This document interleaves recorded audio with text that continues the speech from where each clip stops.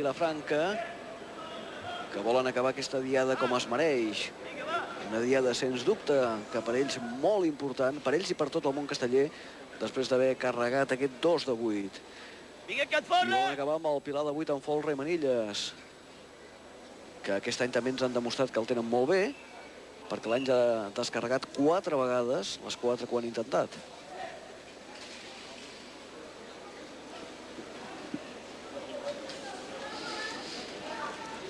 I ja tirant amunt. Sí, n'estan molt convençuts perquè pràcticament ni s'ho han rumiat. Ha sigut col·locar-se al quint i ha arribat el sisè al darrere pràcticament immediatament. De fet, està molt ben compactat. Tant Folra com Manilles treballen molt bé, molta comoditat. Tenen molt per la mà, ja han muntat moltes d'aquestes estructures i també aquí l'experiència vale molt, perquè el Pilar el tenen molt bé, ens han demostrat molt. I també l'habilitat a l'hora de col·locar cadascuna de les peces del Folra i de les Manilles, doncs també. I un Pilar que certament de moment va molt bé. Hi ha algun moviment a les Manilles. Sí, ara estan treballant. I estan apretant molt per la banda esquerra. De moment carregat pràcticament ja el tenen. Pilar de 8 carregat. I veurem ara si ho poden descarregar.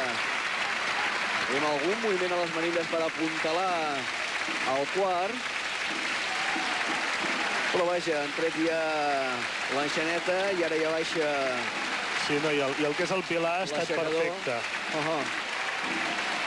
Hi ha hagut algun problema per baix, a Folra i Manilles, però l'estructura, el tronc del Pilar ha anat perfecte. El cinquè, doncs, que descarregaran enguany.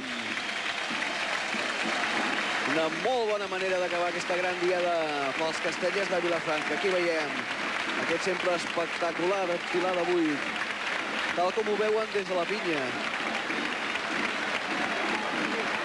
El moment en què l'han carregat i posteriorment han descarregat. Extraordinaris els castellers de Vilafranca.